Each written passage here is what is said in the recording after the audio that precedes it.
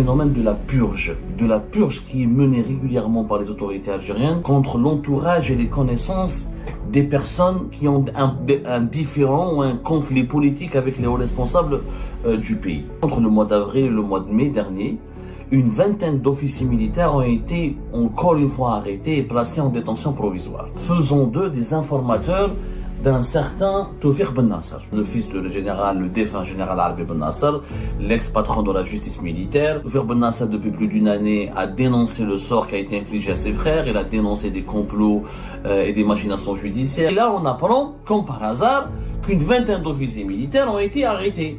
Est-ce que le fait de connaître Toufir Ben Nasser, ça c'est un crime en soi? Normalement, non. Il y a un ancien général, un ancien haut gradé de l'armée, ou très connu. Est-ce que toutes les connaissances de Toufir Ben Nasser ont été sujettes à des enquêtes? C'est sûr. Mais est-ce qu'il fallait les arrêter toutes et les mettre toutes en prison? Toutes ces connaissances, ça n'a pas de sens. Une vingtaine de militaires. Alors d'un côté, on demande à Toufir Ben Nasser d'intégrer le Mchem, et de l'autre côté, on emprisonne ses informateurs. Moi, j'ai l'impression que le fait que Toufir Ben Nasser ne parle plus de Saïd Chengriha, ça dérange. Il y a un phénomène extrêmement problématique qui m'interpelle moi personnellement et qui devrait interpeller toutes les Algériennes et les Algériens, c'est ce phénomène de la purge qui est menée régulièrement par les autorités algériennes contre l'entourage et les connaissances des personnes qui sont liées, l'entourage proche des personnes qui ont un différend ou un conflit politique avec les hauts responsables du pays. Récemment, nous avons découvert au cours de nos investigations qu'au cours du mois de mai, entre le mois d'avril et le mois de mai dernier, une vingtaine d'officiers militaires ont été encore une fois arrêtés et placés en détention provisoire. Et cette vingtaine de militaires ont été arrêtés sur la base de soupçons et d'accusations faisant d'eux des informateurs d'un certain Toufir Ben Nasser. Tout le monde connaît maintenant Toufir Ben Nasser, on en a parlé beaucoup sur Algérie Part, le fils du général, le défunt général Albi Ben Nasser, l'ex-patron de la justice militaire, qui a deux de ses frères en prison depuis avril 2024, maintenant, depuis plus d'une année, qui sont Boualem Ben Nasser, le colonel Boualem Ben Nasser, ancien officier des services secrets algériens, de la DDSE, l'enseignement extérieur, qui était consul d'Algérie à Alicante, qui a travaillé comme chef de bureau de sécurité au consulat d'Algérie à Bobigny, et qui a travaillé auprès de l'Union africaine, au Sahel, au Mali, par exemple. L'autre frère, c'est de Toufir Ben Nasser qui est en prison, Nasser Ben Nasser, qui est un officier de la police judiciaire. Toufir Ben Nasser, depuis plus d'une année, a dénoncé le sort qui a été infligé à ses frères. Il a dénoncé des complots et des machinations judiciaires. Il a fait des révélations sur le train de vie d'un certain nombre de responsables de l'institution militaire. Ensuite, il s'est ravisé, puisque récemment, et de cela plus d'un mois plus exactement, il a présenté des excuses on en a parlé sur Algérie Part, il a présenté des excuses à Toufir Chengriha, à Saïd Chengriha, le chef d'état-major de l'armée nationale et populaire, parce qu'il avait estimé qu'il lui avait manqué de respect, qu'il a touché à la dignité de sa famille, etc. Franchement, il a reconnu son tort, il a présenté des excuses.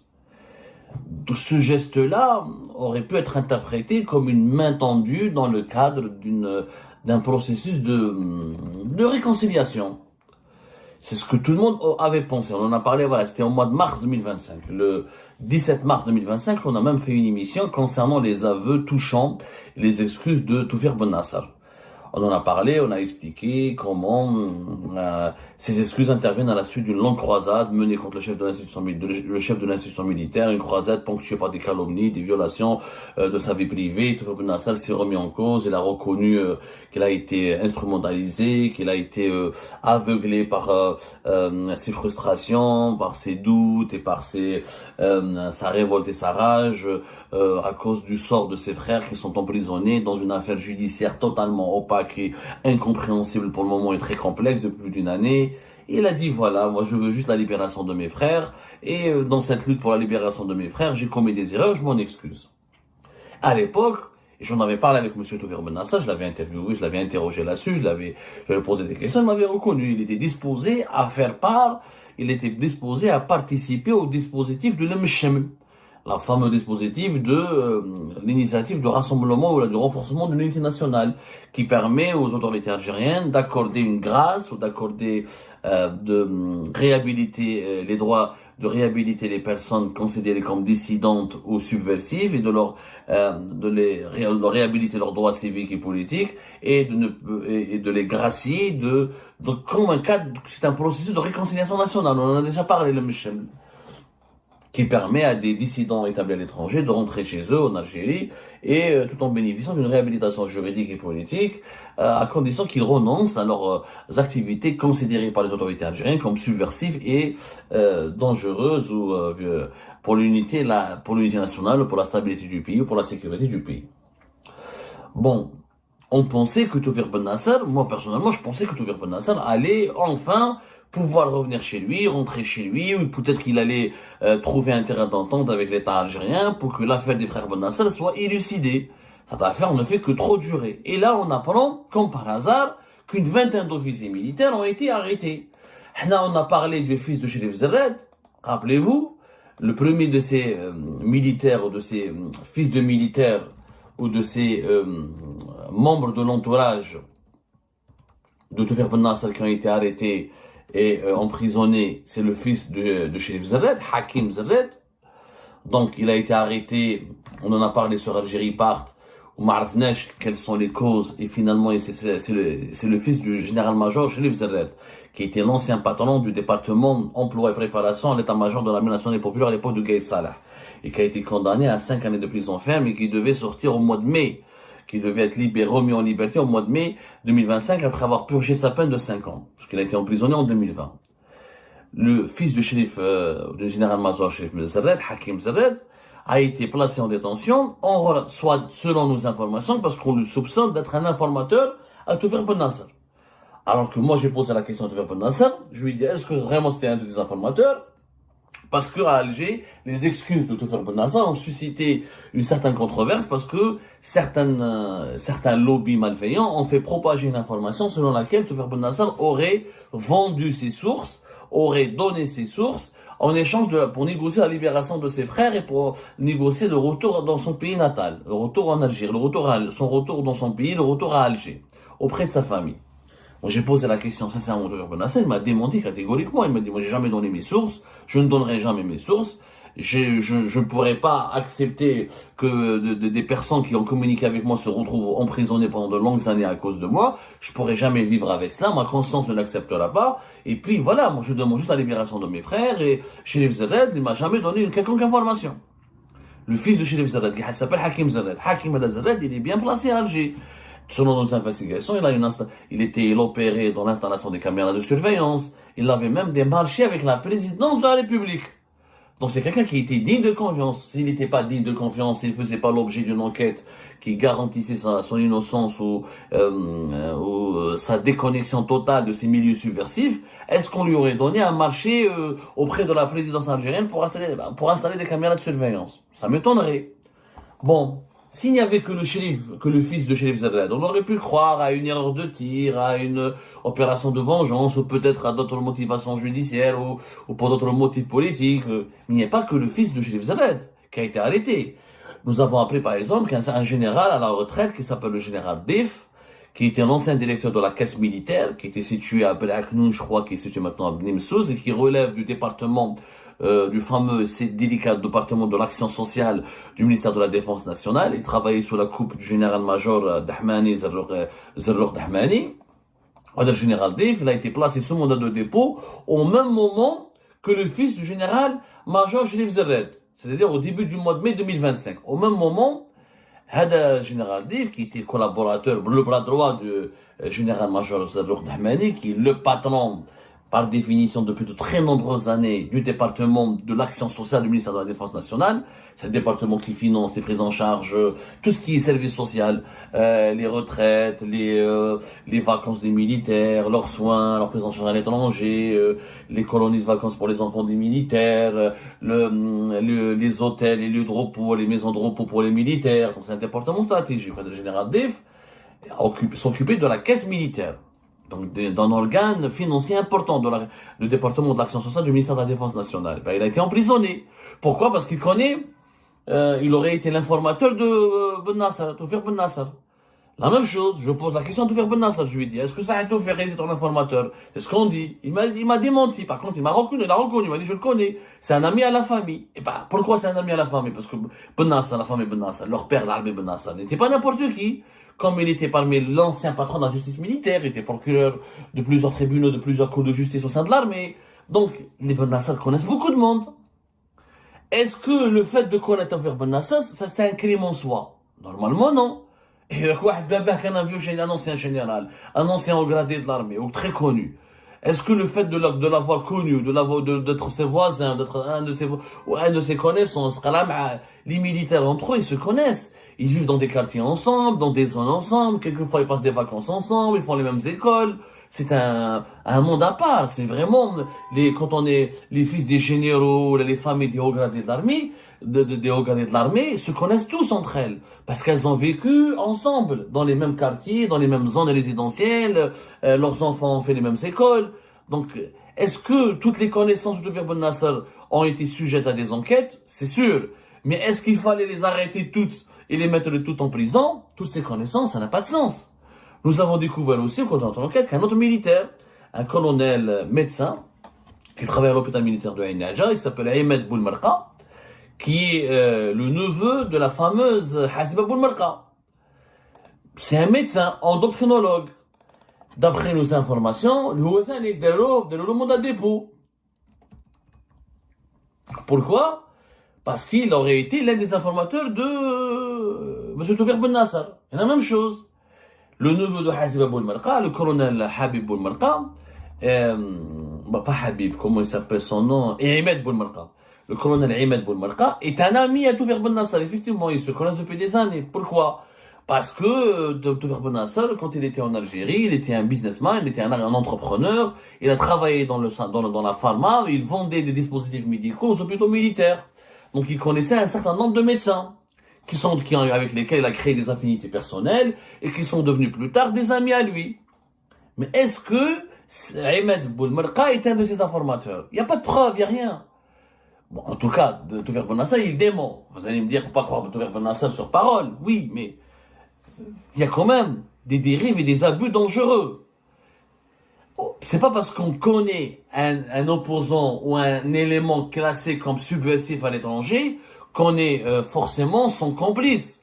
C'est pas parce que c'est pas parce qu'un élément subversif établi à l'étranger a des connaissances. C'est normal qu'il a Toufer Ben Nasser ou la Hicham Aboud ou la l'Arabie Zéto, c'est des Algériens. C'est normal qu'ils ont des connaissances. Ils ont étudié dans des écoles, ils ont grandi en Algérie, ils ont travaillé en Algérie, certains se sont mariés en Algérie, ils ont fait des enfants en Algérie. Donc, c'est normal que les gens les connaissent. Moi, mon problème, c'est que, malheureusement, là, il y a une dérive sécuritaire et judiciaire où toutes les personnes proches de l'entourage de ces éléments subversifs ont eu des problèmes ou ont été considérées comme subversives elles-mêmes, comme complices des activités jugées subversives de leurs proches, de leurs connaissances. Ça n'a pas de sens. Une vingtaine de militaires. Alors, d'un côté, on demande à Toufer Ben Nasser d'intégrer le Mcheml, de se repentir, de ne plus dénoncer l'institution militaire, d'accepter que la justice militaire juge ses frères, et on lui demande de rentrer en Algérie et de négocier son retour et de se soumettre et de bénéficier d'une réhabilitation de ses droits juridiques et publics et de ses droits juridiques et civiques et politiques. Et de l'autre côté, on emprisonne ses informateurs. Donc il y a une contradiction. Moi, j'ai l'impression que le fait que Toufer Ben Nasser ne parle plus de Saïd Chengreh, ça dérange. Parce que j'ai remarqué, depuis le mois de mars, depuis les excuses de Toufer Ben Nasser et depuis le changement de son orientation et depuis qu'il a renoncé à s'attaquer frontalement et personnellement à Saïd Chengreh, Toufer Ben Nasser fait l'objet d'une campagne de dénigrement. Alors, certains milieux de l'opposition radicale, islamiste, très radicale, anti-régime, opposés à toute option de dialogue avec le régime algérien, n'ont pas hésité à tailler en pièces Toufer Ben Nasser. Ils ont publié ses photos, ils l'ont insulté de tous les noms, ils l'ont rabaissé, et lui, il est tombé dans leur piège, il les a repostés, ça crée des polémiques stériles sur les réseaux sociaux. Mais même en Algérie, j'ai remarqué que même Toufer Ben Nasser lui-même, il a avoué. Lui-même m'a dit, c'est vrai, j'ai remarqué que les gens ont changé avec lui. on dirait, ils n'ont pas apprécié ce changement de temps. C'est comme si ça a arrangé certains clans au sein du pouvoir, ça a arrangé certains lobbies au sein du pouvoir algérien, que Tawfiq Ben Nasser continue de dénoncer, d'insulter, de perturber, de diffamer, de calomnier, de déstabiliser Saïd Chengueleha. Il y a en Algérie, malheureusement, des cercles malveillants qui veulent attiser le feu de la guerre des clans. La fitna, ils se nourrissent de la fitna. Il y a certains cercles qui se nourrissent de la fitna, qui se nourrissent de la guerre des clans, qui se nourrissent des tensions au sein du système, parce que ces tensions et ces problèmes leur permettent d'exister, leur donnent même c'est quelque part leur gagne-pain. Plus il y a des tensions au sein de l'État, plus ces gens-là peuvent parasiter, peuvent faire des interventions, peuvent profiter de certains privilèges, peuvent prendre des avantages, parce qu'un jour ils sont avec tel clan, l'autre jour ils font un autre clan, et ces cercles malveillants sont extrêmement dangereux. Et je pense qu'il fallait se réjouir que Tawfiq Ben Nasser arrête d'insulter les chefs d'état-major de l'armée.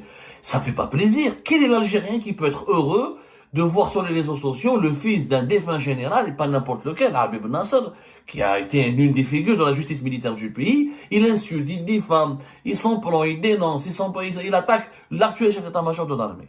Il fallait voir comment les Marocains, les Tunisiens, les Égyptiens, les Français, comment les étrangers étaient ébahis, hallucinés face à ces révélations, à ce ménage, à des scènes de ménage pratiquement, à ce linge sale qui se lavait en plein public, et comment l'institution militaire algérienne était traînée dans la boue. Moi, je dis la vérité. Moi, en tant qu'Algérien patriote, soucieux de l'intérêt général de son pays, je n'ai pas envie, ça ne me fait pas plaisir, et ça me blesse de voir que certaines institutions que je pourrais qualifier de névralgiques, pour ne pas dire sacrées, pour la stabilité du pays, soient traînées dans la boue, salies, déshonorées par des polémiques personnelles où il n'y a que des insultes et des injures. Mais maintenant, je ne comprends pas. Alors, pourquoi, d'un côté, j'ai l'impression qu'on veut provoquer Tawfiq Ben Nasser. J'ai l'impression qu'on veut relancer, j'ai l'impression qu'on veut amener Tawfiq Ben Nasser à réinsulter, à redéfamer, à relancer ses attaques directes contre Saïd Chengueleha. Il y a des cercles qui n'ont pas apprécié que l'institution militaire ne soit pas attaquée. Je le dis en toute honnêteté. Je n'ai pas encore identifié ces cercles-là avec exactitude. Nous sommes en train de mener une enquête. On va essayer de les identifier. Mais d'ores et déjà, je demande aux autorités militaires, de la justice militaire, de faire preuve de lucidité et de rationalité et de revoir les dossiers de ces militaires qui ont été emprisonnés parce qu'ils auraient été les informateurs de Tawfiq Ben Nasser. Je trouve cela arbitraire.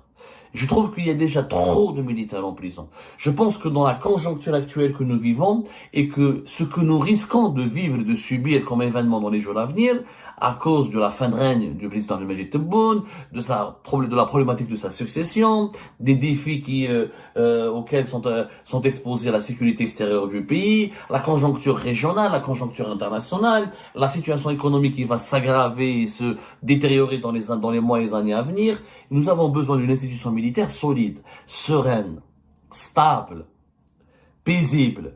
On n'a pas besoin d'une institution militaire qui emprisonne en permanence des enfants, qui se venge contre ses enfants, qui verse dans les procès expéditifs, qui exécute régulièrement ses propres officiers. Non, pas du tout. On a besoin plus que jamais d'une institution militaire qui soit solide, sereine. Parce que finalement, l'institution militaire, c'est la seule colonne vertébrale du pays. Et là, je suis un légaliste, moi je suis un démocrate. Moi, je n'ai jamais accepté, je n'accepterai jamais la militarisation de la vie politique de l'Algérie. Et j'ai été parmi les voix qui se sont élevées depuis pratiquement 20 ans. Depuis que j'ai accès aux tribunes médiatiques, j'ai toujours défendu une Algérie civile et non un État militaire. Et j'ai toujours dit l'armée dans les casernes, l'armée a un rôle bien précis. Mais justement, parmi les rôles de l'armée, est de jouer le rôle de l'arbitre quand il y a une crise d'instabilité, d'insécurité nationale. Mais l'armée ne peut pas jouer le rôle de l'arbitre, c'est elle-même. Elle patine dans des pratiques scandaleuses, dans des scandales à répétition, dans des scandales d'injustice. Donc, mon discours est très clair. Je ne dis pas que l'armée doit prendre le pouvoir, je ne dis pas que l'armée est propre et c'est la meilleure institution du pays, je dis que c'est une institution clé. Et que l'emprisonnement de ces militaires ne me semble pas justifié, mérite des explications, mérite des éclaircissements, mérite même une remise en cause et une introspection profonde pour qu'on ne tombe pas dans le piège de certains manipulateurs qui veulent toujours semer la fitna et allumer les feux des guerres de clans dans un pays qui est fragile. L'Algérie n'a pas besoin de subir, encore une fois, des tensions provoquées par les rivalités entre les différentes composantes de l'État algérien. Nous avons plus que jamais besoin d'une Algérie unie, parce que ce que nous allons subir dans les jours à venir est vraiment terrible. Les défis sont énormissimes. Et ben voilà les amis, c'est la fin de cette vidéo. Je vous remercie comme d'habitude pour avoir suivi jusqu'à la fin. N'oubliez pas de nous laisser vos commentaires et vos réactions sur le sujet de cette vidéo et de vous abonner à la chaîne si vous n'êtes pas encore abonné. Donc voilà, je vous remercie encore une fois pour votre soutien et pour les discussions que vous menez dans la section des commentaires. C'est vraiment très intéressant. Et je tiens surtout à vous demander juste de respecter un petit peu le cadre des discussions et de ne pas verser dans l'animosité, et dans l'insulte ou dans la calomnie. Donc voilà, merci beaucoup et à la prochaine dans une nouvelle vidéo. Au revoir.